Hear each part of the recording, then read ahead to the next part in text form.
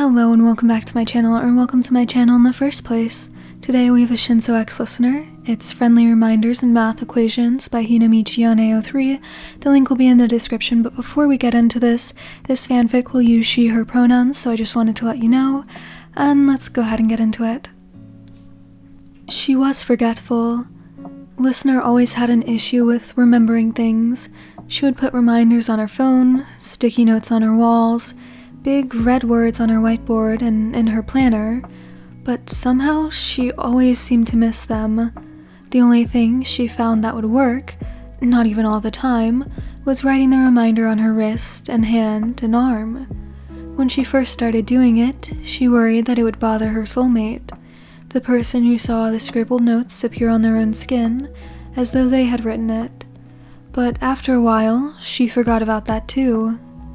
He was bored. Shinsou Hitoshi had a problem with staying awake in class during study hall. He was fine during the actual lessons, hoping to soak up as much hero stuff as he could, but when he was left to his own devices, he became utterly bored and horridly tired. He would read and go over notes, but those activities quickly became just as boring as doing nothing. The only thing that would stave off his boredom was to look at the words that would sometimes cover his wrist, and on the days where there was nothing, he would absent-mindedly draw small doodles in the empty space. When he first started doing it, he worried that his soulmate would find the cartoonish cats to be too childish, or his drawing abilities to be less than subpar, but after a while he grew bored with that too. It was Sunday. Listener had 2 assignments due for English on Monday, neither of which she'd started, and the math assignment she was absolutely clueless about. She'd asked her friends, who were just as stumped as her, and Google didn't even seem to have the answers either. Listener started at the math problem in front of her, mind split before figuring out the equations and working on the 2 English papers. Why had she thought spending Saturday with her friends, getting some extra practice in with their quirks, would be a good idea? In a moment of desperation, Listener glanced at her wrist and the lack of anything drawn by her soulmate. It had been some time since she'd seen anything drawn by them, and she had to admit that she missed seeing the cute cat doodles. It was rare for her to think about her soulmate, writing notes or reminders on her skin without so much as a second thought towards the other person who could read them. She bit her lip and picked up her pen, hesitantly drawing the first equation into her skin. Underneath, she wrote "help" with a question mark, and then capped her pen, set it down on the desk, and waited. Shinsou had never tried to communicate with his soulmate through the drawings. He knew people who had written down their location and phone number and met their soulmate that way. If Shinsou wasn't being honest, he'd say it was too much work and he wasn't interested in the whole soulmate thing anyway. If Shinsou was being honest, though, he'd say that he was worried about what he'd find. What if his soulmate thought he was ugly? What if they hated him and his quirk? What if they were scared of him? They seemed like such a ditzy, cute person, always writing reminders on their skin, no matter how simple. How could he compare to that? To them? He was just the person who would draw a cat sometimes, and even that was rare.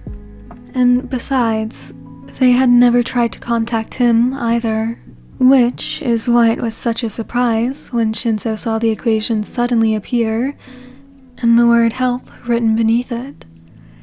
He'd been drying off from his shower, just having gotten back from working out, when he noticed it. He stared at the numbers and letters and blinked. The equation looked familiar.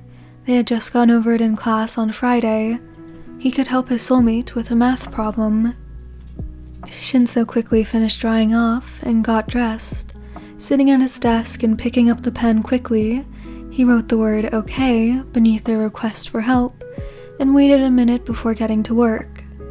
The moment his response appeared beneath her cry for assistance, Listener felt the hairs on the back of her neck stand up.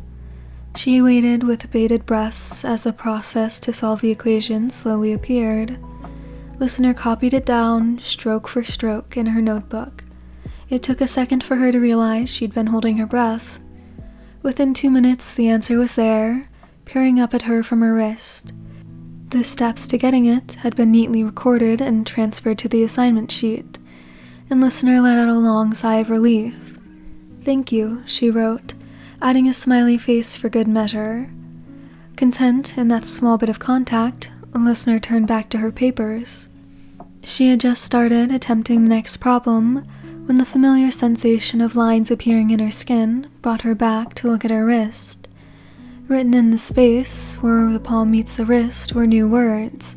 "Do you need help with more?"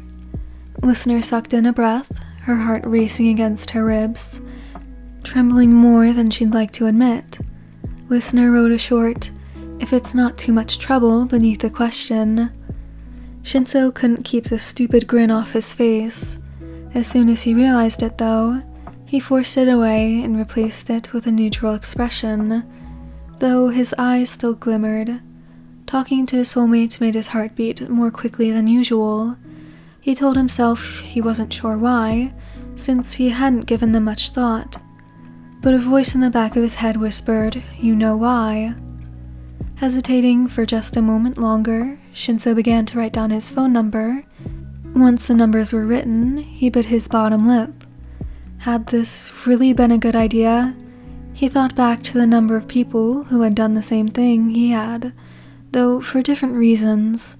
They all seemed happy enough, but was he ready to talk to his soulmate like they did? Shaking his head, Shinsou assured himself that he wasn't trying to connect with him. All he was doing was trying to help someone with their math homework. That was it. 3 minutes passed before his phone buzzed.